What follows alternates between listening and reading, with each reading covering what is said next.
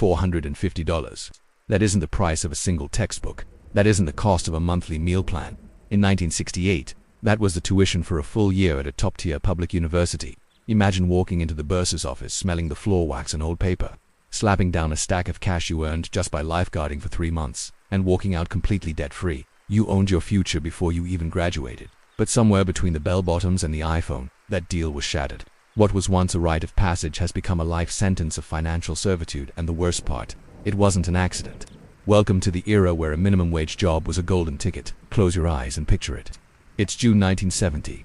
The air smells like hot asphalt and possibilities. You just finished your finals. You throw your bag into the back of a beat-up Ford Mustang. You aren't panicking about interest rates. You aren't calling your parents begging for a loan. You are driving to a factory floor, or a local diner, or a construction site. You know, with absolute mathematical certainty, that if you work 40 hours a week until September, you won't just cover your tuition. You'll pay for your rent, your books, and enough beer to last the semester. It sounds like fiction, doesn't it?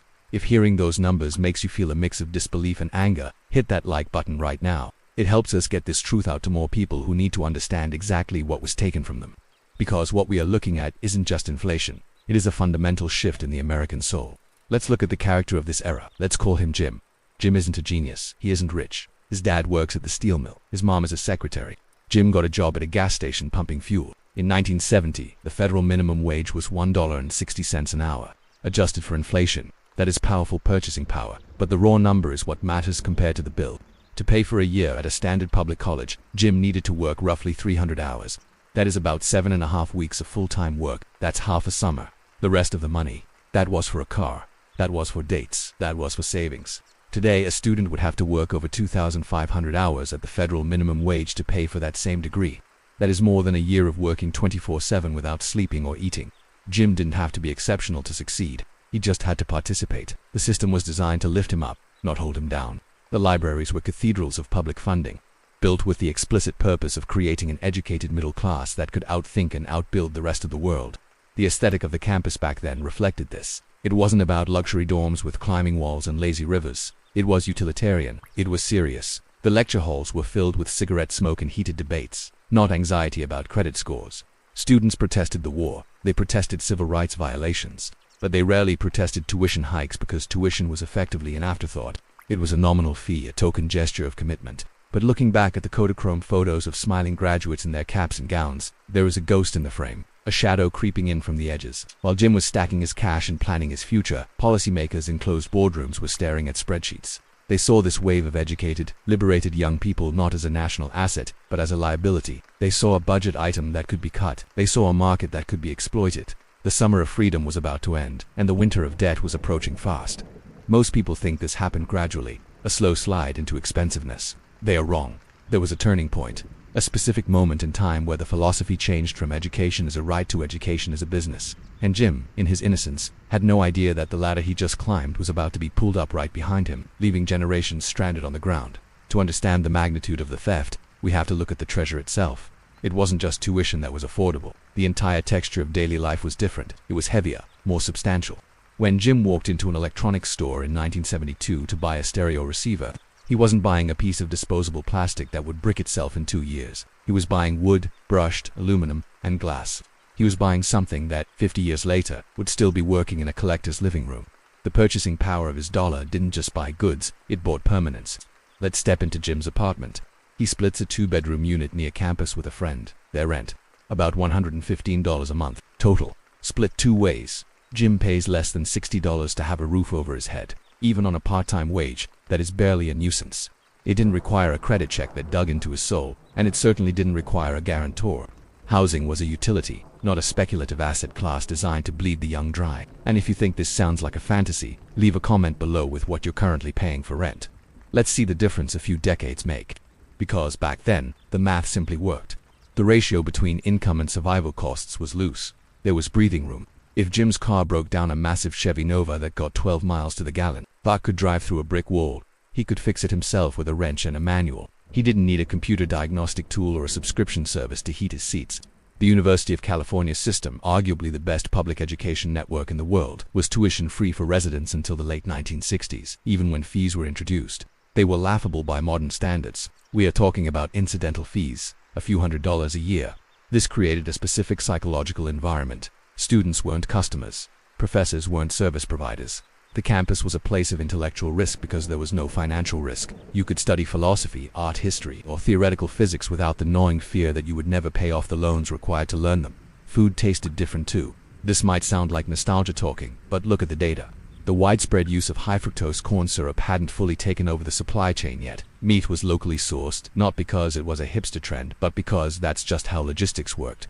A burger at the local diner cost 35 cents. A movie ticket was $1.50. A date night didn't require a savings plan. This abundance created a generation that felt entitled to the future. And I don't mean entitled in a negative way. I mean they felt a sense of ownership over their destiny. They didn't feel like the system was out to trick them. Debt was viewed with suspicion, bordering on shame. The average household didn't carry revolving credit card balances. If you couldn't afford it, you saved for a month, and then you bought it. The concept of paying 20% interest on a pizza you ate 3 years ago was alien to them. But this comfort was deceptive. It felt like the natural order of things, a permanent plateau of prosperity. Jim and his peers didn't realize they were living in a unique economic bubble, created by the post-war boom and strong labor unions that ensured wages kept pace with productivity. They were the beneficiaries of a social contract that said, if you work, you will live well. They didn't see the cracks forming in the foundation. They didn't hear the conversations happening in the halls of the Federal Reserve or the strategy sessions of major corporations. The idea that greed is good hadn't been popularized yet, but the architects of that philosophy were already drafting the blueprints. The golden age was shining its brightest just before the sun began to set, and while Jim was enjoying his cheap rent and debt-free education, the mechanisms that made it all possible were being dismantled bolt by bolt, in the dark. The dream didn't die of natural causes, it was murdered. The autopsy report points to the early 1970s. While Jim was graduating, the ground beneath the American economy was shifting violently. It started with the oil shock. Suddenly, the cheap gas that fueled the Mustang and the American way of life quadrupled in price. Long lines formed at gas stations. The infinite growth that everyone took for granted hit a brick wall. But inflation happens, economies cycle. That wasn't the fatal blow. The real poison was injected directly into the policy vein. A new ideology began to take root in Washington and state capitals across the country. The narrative changed overnight. Politicians looked at universities and stopped seeing incubators of democracy. They started seeing expenses. A dangerous idea began to circulate. If a college degree helps you make more money, why should the taxpayer pay for it? Why should the mechanic subsidize the doctor? It sounded fair on the surface. It sounded like common sense. But it was the first step in privatizing the American future. This is where the trap was set. In 1973, a government-sponsored enterprise was created with a friendly, folksy name, Sally Mae. It sounds like your favorite aunt who bakes cookies. In reality, it was the beginning of the financialization of education. The government decided to shift from giving grants money you don't pay back to guaranteeing loans. They told the public, we are expanding access. Now everyone can borrow money to go to school. If you're watching this and you have student loans, you know exactly how this access feels. Hit the subscribe button if you think the system is broken, because we are about to explain exactly how they rigged it.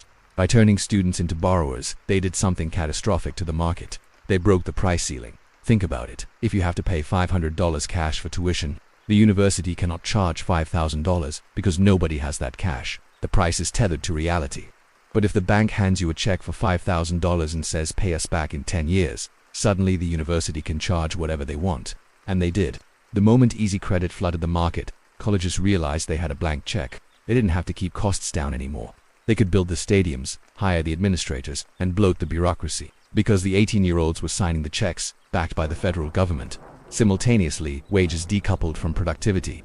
For decades, as American workers became more efficient, they got paid more. The two lines on the graph moved together like a married couple.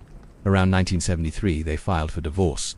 Productivity kept shooting up. We made more stuff, faster and cheaper, but wages flatlined. The extra profit didn't go to Jim's paycheck. It went to shareholders and executive bonuses. So here's the squeeze. The cost of the degree began to skyrocket just as the ability to pay for it without debt collapsed. State governments saw the loans available and said, great, we can cut funding to universities. In the 1970s, states paid for about 65% of the cost of college. Today, in many states, it's less than 10%. They pulled the funding out and told you to fill the gap with a credit card. Jim's younger brother, let's call him Mike, entered college in 1982. The tuition had already doubled. The minimum wage hadn't kept up. The summer job wasn't enough anymore. Mike had to take a part-time job during the semester just to buy food. He took out his first small loan. It seemed manageable. It was just a few $1,000s. He didn't know he was the test subject for a financial experiment that would eventually enslave millions. The era of the student consumer had arrived, and the customer was about to get ripped off. Fast forward to right now. The The dust has settled, and we can clearly see the wreckage. If you tell a Gen Z student to just get a summer job to pay for college, they won't get angry, they will laugh. It's a bitter, cynical laugh, because the math has become so broken it's practically comedy. Let's look at the numbers again, but brace yourself, because they are ugly. The federal minimum wage sits at $7.25. To pay for 1 year of in-state tuition and board at the same public university Jim attended, a student today needs to work nearly 3,000 hours. There are only 2,080 working hours in a standard full-time year. Do the math. You could work every single hour the sun is up, every single day of the year, and you would still be in the red. The summer job isn't a solution, it's a rounding error. But universities will tell you the money is going somewhere important. They will point to the new student center. Walk through a modern campus today. It looks less like a place of higher learning and more like a mid-tier resort in Florida. There are sushi bars, lazy rivers, esports arenas, and luxury suites with granite countertops. It is dazzling, it is seductive, but it is a trap. While Jim was learning in a drafty lecture hall with a Nobel Prize winner, today's students are sitting in 5-star facilities being taught by underpaid adjunct professors who are on food stamps. The money didn't go to the teachers. It went to the Dean of Student Experience, the Vice Provost of Strategic Initiatives, and a bloat of administrators that has grown by over 3,000% since the 1970s. We traded education for amenities, and we traded professors for bureaucrats. The emotional toll of this trade is devastating. If you are watching this and you feel that crushing weight on your chest every time you check your bank balance, you are not alone. Leave a comment below with the total amount of your student debt. Don't be ashamed. Let everyone see how common this is, because this debt does more than just take your money. It steals your time. Jim graduated at 22 debt-free, ready to buy a home and start a family. Today's graduate leaves campus with a mortgage, but no house. The average student debt balance effectively pushes major life milestones back by a decade. You can't buy a home because your debt-to-income ratio is ruined. You can't start a business because you can't take the risk. You can't have kids because you can barely feed yourself, and the cruelest twist, the degree itself has lost its potency. Because everyone was pushed into college, the bachelor's degree became the new high school diploma. It is the bare minimum for entry.